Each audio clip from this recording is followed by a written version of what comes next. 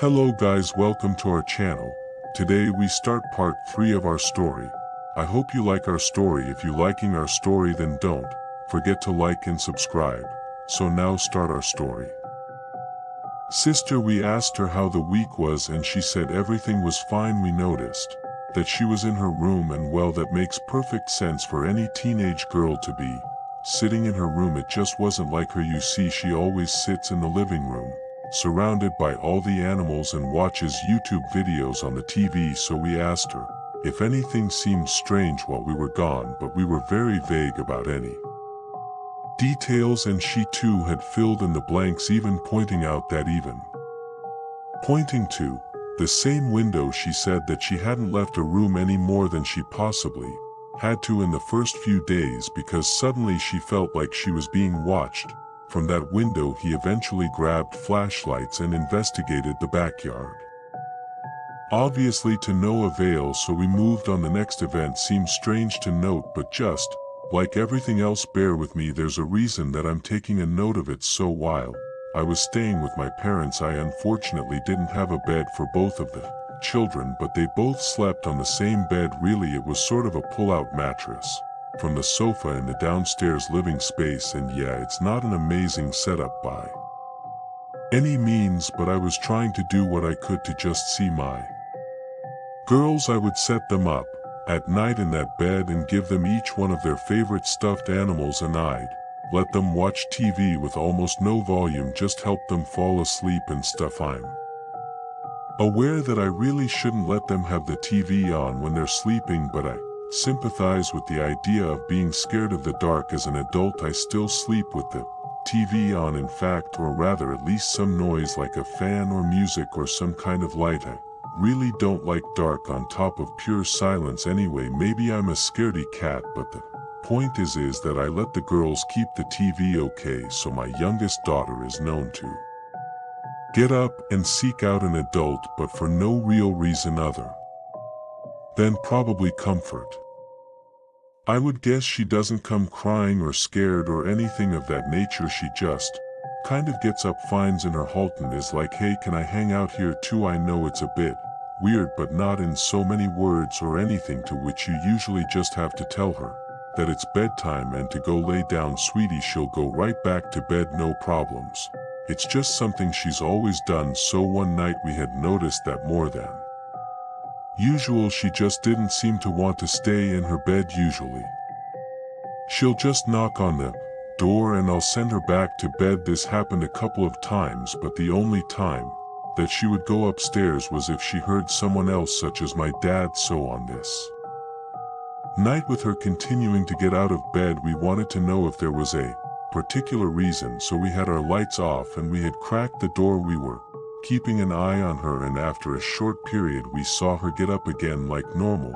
We didn't hear anything or see anything that would have made her get up and check if someone was there, but she walked over to the bottom of the stairs and just stared up the stairs, and she stared for a really uncomfortable amount of time too. We watched her, unsure what to do next. Obviously we knew that we needed to put her back down, but I think that we were just curious if she was going to, turn around and knock on the door again or go lie back down herself. Now there is, and I need to stress this, almost no lights upstairs. I mean, you can't really see anything. Everyone is asleep at this point. There's not a single sound. The only glow of light is not from the middle floor, but the upstairs hallway. But she starts climbing the stairs. It's a short set of stairs, mind you, but she's climbing it. She reaches the top, and B and I slowly open the door and come out as quietly as we possibly could. We climbed the stairs after her. She had went through the small passageway in between the pantry and the garage into the kitchen, and she's just standing there in the dark, but we can barely see her. But she's definitely standing in the middle of the kitchen and staring into the blackness towards the corner of the kitchen by the window above the sink. Take note too that this is that same window above the sink. After an uncomfortable amount of time we say her name, and she bolts a bit, turns around, says hi, and comes up and gives me a hug. Well, we asked her if something's wrong and what she was doing. She quite literally shrugs her little shoulders. points to the kitchen window area, and then puts her head on me, so we take her downstairs, put her to bed, and we don't really sleep right away until that uneasy feeling passes again, trying to keep things chronological here. The next incident I can think of happened in the middle of the day, while my girls were visiting. My girls are very young, but I'm not going to disclose their ages. I will say though that one of them is young enough to not quite make coherent sentences, but she does love to talk. The elder of the two is no longer a toddler, she's a kid, and before I know it she's going to be a teenager. But my dad, me and I were outside putting together a swing set for my kids at some point, which if you've ever put one together, then you know that it's not as fun as using the swing set. That's for sure. It's actually quite a hassle, and it was taking a lot more time than we had thought that it was going to. Admittedly, I don't recall where my mother or my sister were, but I do recall that they were not there. So we have set the children up at the kitchen table with some kinetic sand and Legos. Figured that that could be some good messy fun for us to clean up. After building this swing set, we would work on the swing set and go in to check on the children from time to time. I should know too that the children, they can actually see us from the window when we could see them. The window was even open at this point, but B suddenly described feeling sick to me, like something just wasn't right. So I asked her to check on the children and kept on the swing set. She went in and was immediately struck with an even worse feeling. She asked my oldest daughter where her sister was, and she said that she went upstairs with more my mother, but my mum, she isn't home at this point, and even writing this out just makes me feel nauseous, probably because my children are involved, right? But B ran upstairs and she described feeling a weird sensation, as she describes it. When she was talking to my daughter, she couldn't hear anything else, but as she reached the top of the stairs, she could very clearly hear my younger daughter screaming and crying that she wanted out. She tried the door and it was locked. She ran downstairs to get a butter knife and rushed back up, unlocked it, went inside, and she had to unlock my parents' bathroom door as well. She got her out and held her. She said that she had dried tears on her face, but she couldn't have been gone that long, surely. Well, but we were constantly keeping an eye on them through the window, even as we worked on this swing set. After that, and B said that she could hear her yelling the whole time. All of a sudden, after she reached the top of the stairs all the way back into the kitchen, she could hear her. That the strange thing is why could she hear her before, and why hadn't my older daughter heard her the whole time too? Not to mention that she knows how to lock and unlock doors, so how did she end up in that situation in the first place? Did she start to panic and couldn't get the door unlocked? I still think about my daughter saying that she went upstairs with more. That one really freaks me out. I just feel like something is luring my daughter, and the idea of that woman that we saw, and it just makes me feel sick. Also, I just thought of a detail that kind of is important for later too. My parents have the master bedroom, of course, and they have their own bedroom attached, and then from the bathroom is how you enter their closets. It's a sort of walk-in closet, and it's a very strange setup since it's somewhat of a series of doors, and it's kind of a bit bogus. But hey, it's not my house and it's this. But some time passes and my brother and his wife visit. Everything goes on normal and it's a good time. We play some Animal Crossing and we all hang out there getting ready to leave, and somehow spooky stories are brought up, and they were brought up by my brother's wife. I think just fun stories, but we start telling them about some of the things that we've experienced in this house, and they exchanged glances in an almost cartoon fashion. My brother's wife then asked us to go outside. I was puzzled, but we went outside. She then elaborated that she was afraid that somebody was in our house and that she didn't want them to hear us, like a squatter in our attic or something. They began sharing stories of how bothered they had been in the past at this house too. These were all before we had moved in, of course, some of which I don't recall at all, and at the time I couldn't relate to them. Some others, though, were definitely similar to our experiences in that same closet, and the same rooms would have their lights on with the doors closed and stuff, and some doors would open or close when they weren't looking, and 3 of the stories stood out to be, and so I'll briefly share those now too. So the first one was my brother was playing the new Star Wars game on his PS4 downstairs. His wife was upstairs. He had seen someone in the corner of his eye. Walk down the stairs and go to the bathroom and close the door. They had turned the light on as well, but after they had closed the door he had assumed that it was his wife, but his wife was still upstairs, and when he had realized that, he went to open the bathroom door and nobody was in it. This is bothersome too, because it's the same bathroom where B had heard my voice when I wasn't there, and where something had turned the handle and closed the door when B and I were trying to open the door that time. The second one was when they were feeding the animals while the rest of the family was out of town. Again, we didn't live there yet, but my parents and my sister were out of town and they were feeding both dogs and both cats all weekend long too, when randomly in the middle of the week they could no longer find one of the cats. They had searched all over the house too, and finally they had gone upstairs and checked my parents' room, and they had run out of options, but they hadn't checked it previously because they had no reason over the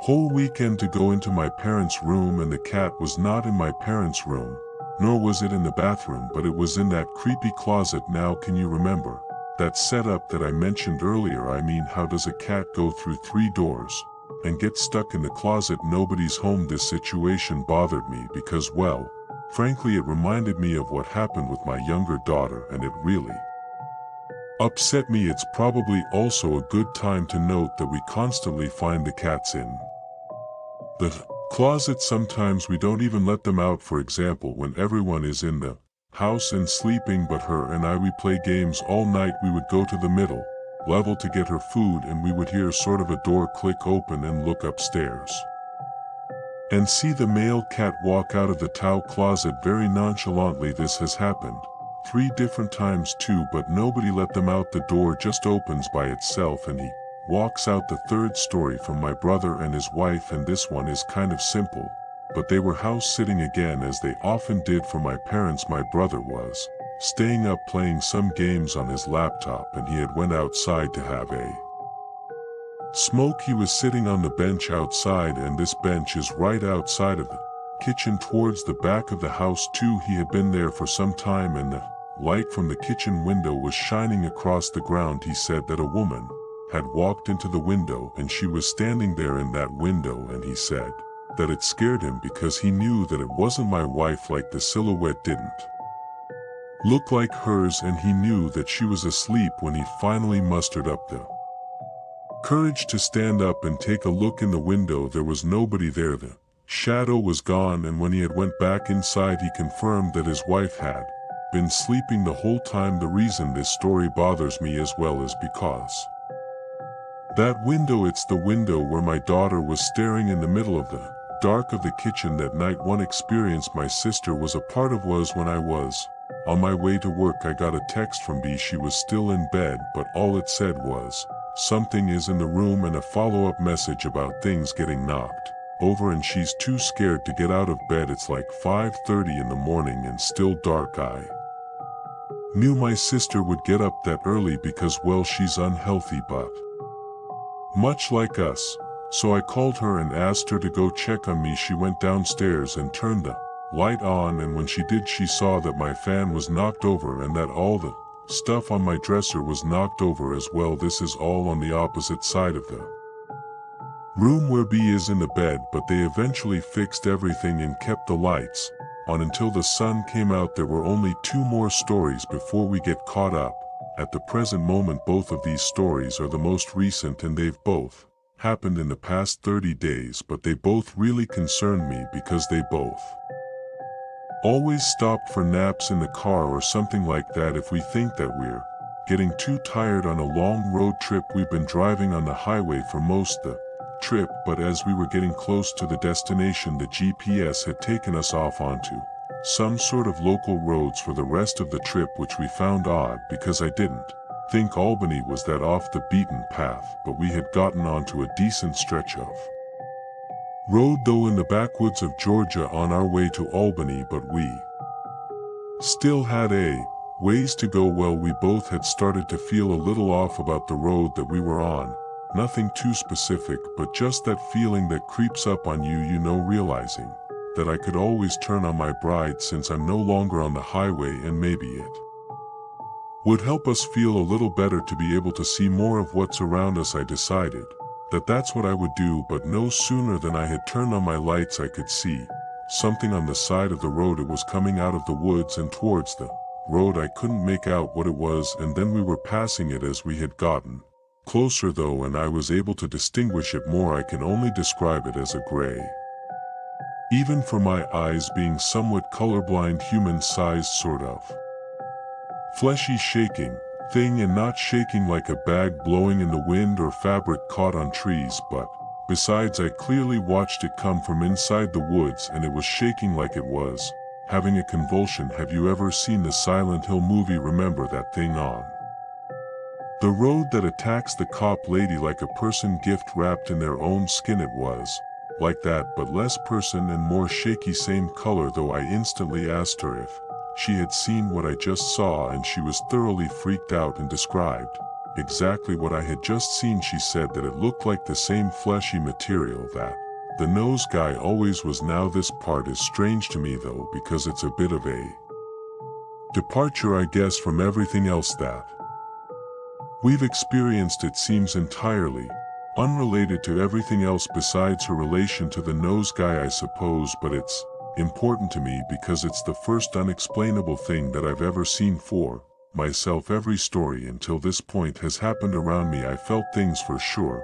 Everyone's stories kept matching up, and I did feel something close the door that time, but this was the first thing that I'd actually seen with my own eyes. But me being the stupid person that I am, I needed closure, so I actually turned the car around to go and check out what it was. When we did, there was nothing there, and no semi-truck top caught on a tree, no amalgamation of small garbage bags creating a sort of larger, scarier garbage bag, and no spooky Silent Hill monster. Right, I was a bit shaken though, but on to the last one and the most recent story. So I'm currently in Pasco, Washington, another job, and it was all together with naps and food stops over a 2-day drive. We made the usual rest stops off the toll road at those designated rest areas. Everything was totally normal, but one of the rest areas we had split and went into our own respective restrooms, myself to the men's and her to the ladies' room. I had gotten out before and was checking out the snack machines. Which Wisconsin? Why do you have cheese curds and pickles in your snack machines anyway? When she came out, I had taken note that she came out of the ladies' room on the opposite side of the rest area. I didn't think too much of it, but I did notice it. But she seemed sort of off, and we kept moving on. Thinking back, I should have asked her if she was all right. The rest areas can be shady after all. So we drove another day, and we were about 6 hours away from our destination. I remember looking at the woods next to us and remembering the thing that we had seen in Georgia, and I just got thinking about everything, and I asked her if it was relieving that I had seen it as well. My logic here is that she always questioned herself and the things that she sees, since she's the only one that had seen them, and I think that's kind of natural, right? She said that it was relieving in some sense that I had seen it, but it also terrified her because, well, it makes her wonder if everything else is in her head or if they're all real. She said that if they are all real, then she doesn't want to be alive anymore, which I know that's super heavy, right? But I really don't blame her. I mean, if she's seen things like what I had her whole life, then I don't know if I'd want to continue either. Anyway, I got thinking about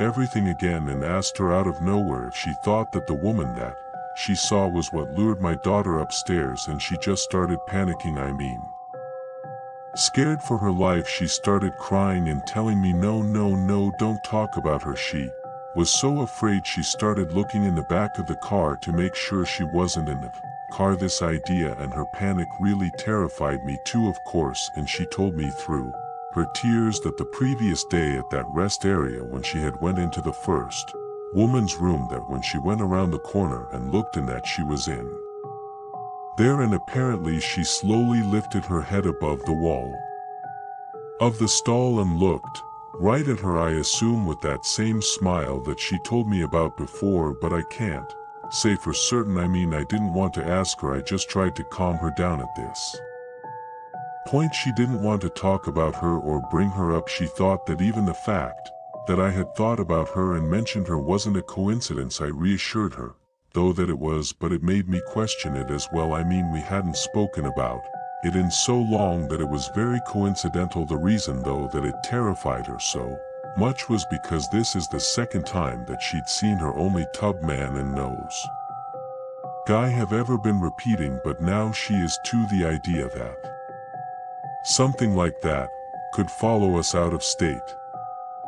Man, it really scared me more than anything as well, and unfortunately that's all I've really got at this point. I've spent pretty much all day just typing this out and trying to make it coherent for you guys too. I don't know if anyone is really going to get through all of this, but I'm just kind of desperate, to be honest. I need to know if anyone has had similar experiences, if anyone knows anything about this, if we need a medium or if we need a psychiatric help. I don't know what to do.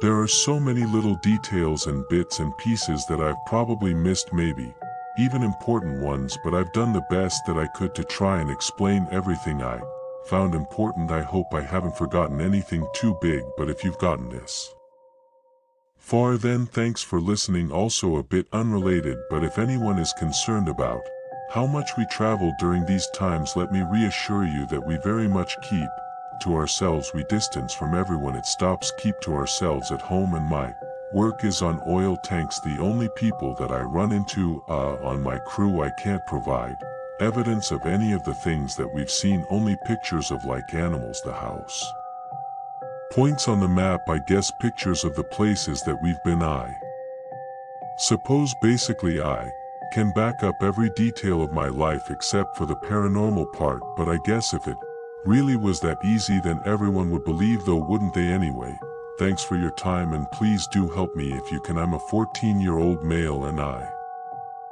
live in a pretty isolated area. I joined a gym a few months ago, and since I was a walkable distance, I used to walk on my way to the gym and return in a public transport rickshaw. These vehicles are pretty compact and congested with a set of 2 seating rows in front of each other. My session ended at around 8 in the evening, so it was pretty dark when I left, but I got into the rickshaw and I told the driver where I needed to be dropped. When the auto started, I realized that this very creepy looking man with dark circles under his red eyes is staring at me with an expressionless face. Shrug it off, since these types of people are fairly common in my area. A few moments go by and the driver asked where I needed to get off, as he had forgotten. I tell him again, and this creepy guy says that he too will be getting off there as well. I must admit that I started to get a bit creeped out, but still didn't think too much of it. I got off at my spot along with the creepy dude, paid the driver, and started walking to the street that led into my neighborhood. I glanced back and I see that this guy is now following me, but the creepiest part is that he was walking in an extremely sort of dead manner. That's the only way that I can describe it. I was getting scared at this point, but felt relieved when I saw that there was a wedding taking place on my way home. It's an Indian wedding, so needless to say it was very loud and very bright. I thought that he might go away, in fact, now, but he didn't. He just kept following me. As I passed the marriage lawn, it again became extremely quiet and dark. Since the area that I live in is very empty and there's no street lights, the man is still following me. Okay, that's enough for today. We meet you in part 4 of the same story. If you like our story, then don't forget to like and subscribe.